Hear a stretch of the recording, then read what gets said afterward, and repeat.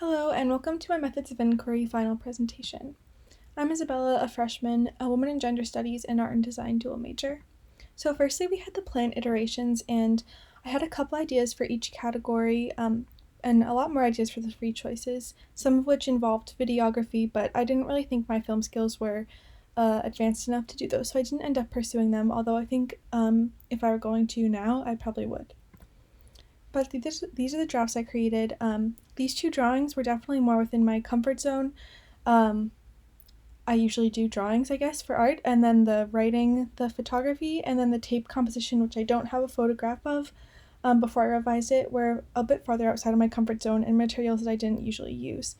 So surprisingly, I ended up liking these non-traditional iterations more so than I thought I would. And these are the results. So this is supposed to be an improvement of the scientific illustration. However, I really wanted to make it look more like a page out of a science book. And I still wanted it to be kind of humorous like the first one was, but I don't think compositionally it was very successful. I think I just should have planned more. But I was really happy with how the tape composition came out. The class gave me really strong feedback, which helped me to focus more on the properties of the tape and its translucence and the way that it could be weaved and layered. I think that was one of my most successful pieces of this semester. So for material studies, I also had a few big ideas that I knew I wanted to work within, and I knew I wanted to create a lamp and a garment. I really wanted to focus on both the translucent, more traditional properties of the tracing paper versus using it in ways that were more non-traditional, like making it have volume in the flower crown or making it more structured with this shirt. I think my most successful piece within this unit was the pull book with the varying faces because I used the translucence, and that's this one. I used the translucence in a way that I didn't really think that I could, and also I just made it based off of an issue that I really care about. I think my least successful was the shirt because it was just a lot more difficult to mold the tracing paper to a human form than I thought it would be, and I had to change the pattern a bit, and it just didn't really come out the way that I wanted it to.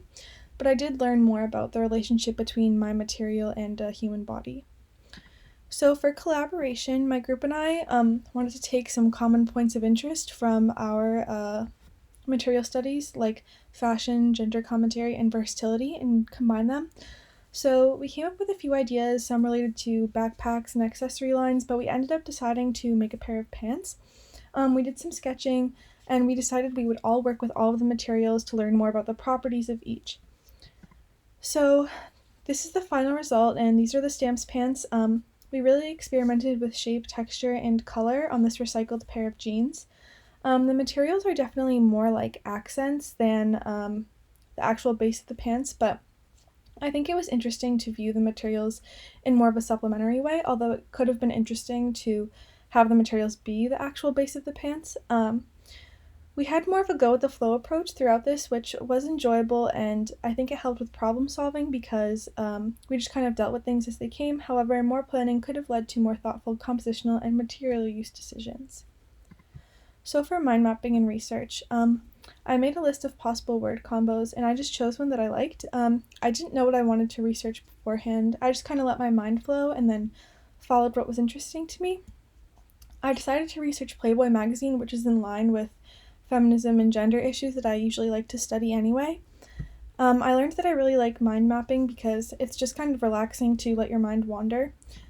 So I decided to research Playboy magazine, the lives of its consumers, and the role it had in the second wave feminist movement, what were the lasting impacts on media. So I first found an interesting article about Hugh Hefner and feminism, and the research just kind of had a domino effect from there. So I was really not excited about doing research at first, but the more I read, the more I ended up loving it, and this made me realize the importance of research-informed art, because when you're researching and reading about something you're passionate about, I think it allows for a lot of personal growth within that field. I ended up learning a ton about Playboy magazine, which I never expected that to be something that I researched. So this led to the speculative project proposal. After learning all that I did in the research, I decided that I wanted to create a more inclusive sexual empowerment and body positivity project. One of my ideas was to hack into Playboy's archives and replace all of their magazine covers, but I decided that the best way to combat negative influences or of the media would just be to interact with the public directly. So I wanted to have a project that helped people reclaim their power and their body image through photographs, just as Playboy objectified women in their photographs. So that's how I came up with Shift, which is a mobile photo studio. And it would provide affordable boudoir-esque shoots not only for women, but for all people excluded from Western narratives of desirability. I really enjoyed exploring this concept and communicating the need for something like this to exist based upon my passion and research. So these are the visuals I created. I had a bit of trouble planning and, really thinking about how to best illustrate the mission of Shift, but I'm pretty happy with how the skeleton came out. I just wanted to show the inclusivity of it, and that it was something that everyone could participate in. I also just wanted the ads to fit into an art fair or a festival type setting. So lastly, for finding time, I had 3 initial ideas, and I decided to draw a memory every day because I wanted to practice sketching, and I was really interested in nostalgia and memory, so I wanted to explore this concept further. I decided that at the end of the 50 days, I would order the 50 memories chronologically based on the order I remember them happening in my life. So these are my documentations of all 50 sketches, and they read left to right just like a story, from the beginning of my life to now. So in the beginning of this project, I was using a lot of thin markers, and I wasn't using a ton of color, and I also wasn't using a lot of text. I was using a bit, but not that much. But as the project continued on, I just found myself wanting to be more expressive, and I started using a lot more text and a lot more bright color and thicker lines, and just my style kind of shifted from the beginning of the project to the end, so that was a really interesting thing to notice. These are 6 of my favorite illustrations from throughout the project. As I said before, I developed a looser sketching style, and this was really liberating because usually I'm a bit more meticulous. I also was forced to confront some of my past struggles and some not so great memories that I didn't really want to think about, but I was able to confront them in a new way, and that was also pretty therapeutic.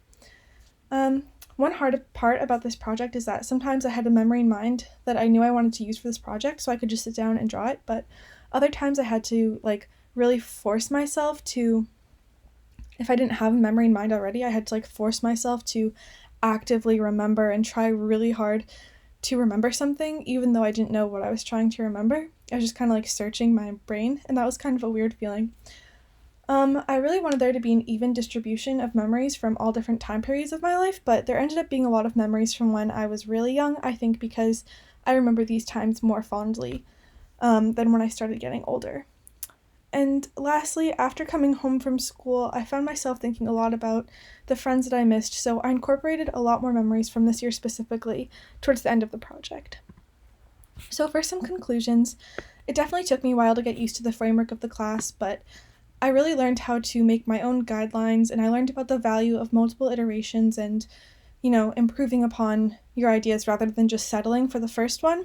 And I think my most important takeaway from this class was just that I need to take my own art more seriously because I compare myself a lot to other artists and, kind of put my art down in comparison, but this class showed that, everyone has really unique, amazing ideas, and my ideas are valid also. So that was a really important takeaway. I hope everyone is doing okay and that we see each other soon.